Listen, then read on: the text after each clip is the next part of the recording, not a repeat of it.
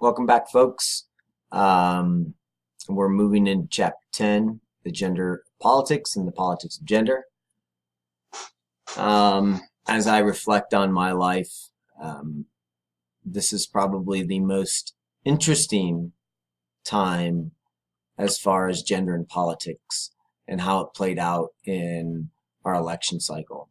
There's no way that you can see the 2016 election without at least seeing it through the eyes of gender and what the U.S. population was willing to accept and what the U.S. population was not willing to accept. So you might argue that the U.S. politics are sexist. Kind of hard to come away from this past election without at least asking that question. Is the American electorate really ready for electing a female head of state? And the answer to that question, at least in the last election cycle, was no.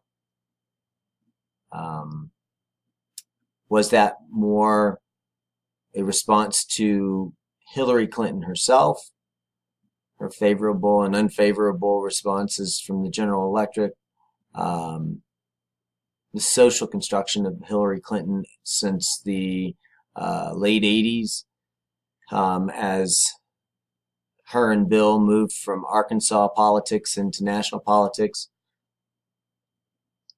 and how she was essentially constructed from the far right, those like Rush Limbaugh and Bill O'Reilly, as a feminazi, a representative of feminist ideals that just had no place in the political landscape as far as they were concerned. Politics was the domain of male dominance, and strong females were not welcome. So unfortunately, no woman has still been elected president of the United States. And that really puts us behind the rest of the industrial world. As of November 2015, there were 18 women heads of state. They represented Germany, Liberia, Argentina, Bangladesh, Lithuania, Trinidad and Tobago, Brazil, Kosovo, Jamaica, South Korea, Norway, Latvia, Chile, Malta, Poland, Croatia, and Taiwan. And then there were some other ones that had elected women multiple times, like I think New Zealand, and so what we see is that the U.S. is lagging behind many nations in the world, nations that we would otherwise say are not meeting up to their own human rights declarations, but they are exceeding us in reference to the representation of women in political office. As of 2012, the United States ranked 84th in the world in percentage of female legislators, behind Bangladesh, Sudan, the United Arab Emirates, and Saudi Arabia. As I said, countries that we stereotypically think as being further behind in reference to civil rights.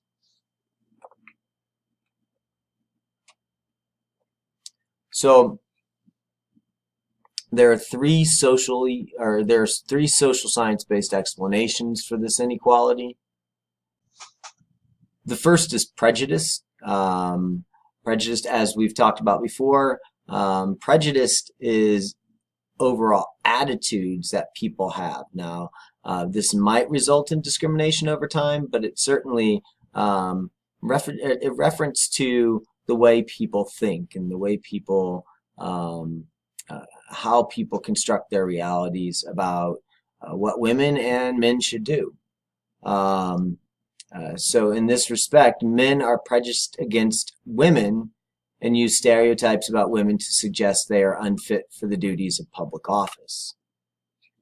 So here men are, in their own beliefs and are ultimately spreading these beliefs to their friends, both women and men, their wives, their children, and they are essentially constructing women as unfit for office.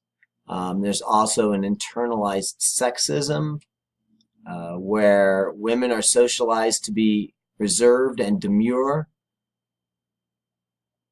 and they are not suited to succeed in political office. So these psychological sex roles and differential socialization actually create roles where women are not suited to excel, not suited to succeed in the political landscape. And then there's an overall structure of politics where the requirements that one be completely devoted to the job, constantly working to be an effective legislator or campaigner for re-election, mirror and reify the sexist nature of the workplace.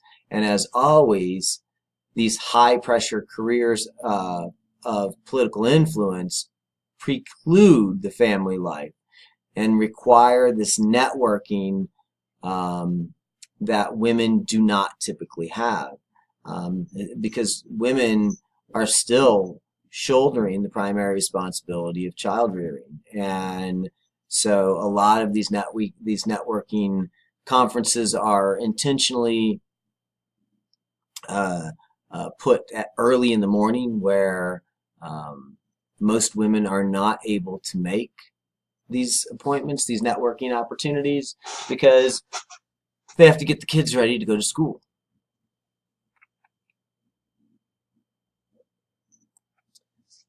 So this brings us to the idea of a gender gap existing in voting. We know it's easy to determine who's more likely to vote Republican and who's more likely to vote Democrat. Men, especially white men, tend to vote Republican, and white women tend to vote Republican, and then everybody else votes Democrat. You need to ask yourself why those numbers shake out that way. And it has reference to white men and white women being part of the dominant group in the United States, and they believe that the Republican Party represents their interests better than the Democratic Party. The Democratic Party is more interested in multicultural representation, whereas the Republican Party, as we see, as we've been moving forward, is becoming whiter and whiter and whiter and whiter. So what we know about the gender gap is that women are more likely to register and vote Democrat, as I said. That's only in reference to women of color. The majority of white women, and this shook out in the 2016 election, where between 53 and 57% of the white female population voted for Donald Trump for President of the United States. So white women are the outlier in the women category. The idea that women are more likely to vote Democrat reflects an increased independence of women over time, whether they're no longer in marriages or they feel independent enough to vote contrary to their husband's wishes. And it's kind of funny that that's even a reality, because no one knows. You always are able to vote in the privacy of your own cubicle, and no one would really know what vote you cast unless you told them. Women tend to hold more liberal attitudes, of course. Being a subordinate group over time has conditioned women in being responsive to oppression and prejudice and discrimination. And we also have to think about race and ethnicity. As I said, white women and men are more likely to vote Republican. If there's any group to blame for the election of Donald Trump, it would be white women. They um, they voted, at least on the surface, against their interests in this last election, especially if you're seeing the election through the eyes of gender. African American and Hispanics are more likely to vote Democrat, and the race and ethnicity gap in voting is much greater than the gender gap is.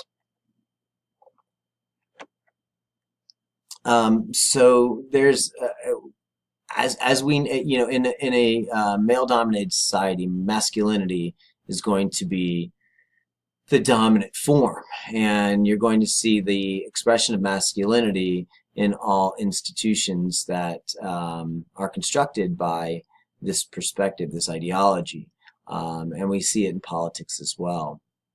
So, the flip side of believing that women's natural femininity disqualifies them from political office is the equally pervasive stereotype that only the manliest of men are qualified to hold such office. If we think about this past political election, Hillary Clinton had to do a balancing act between expressing her femininity and not alienating herself from women, and then being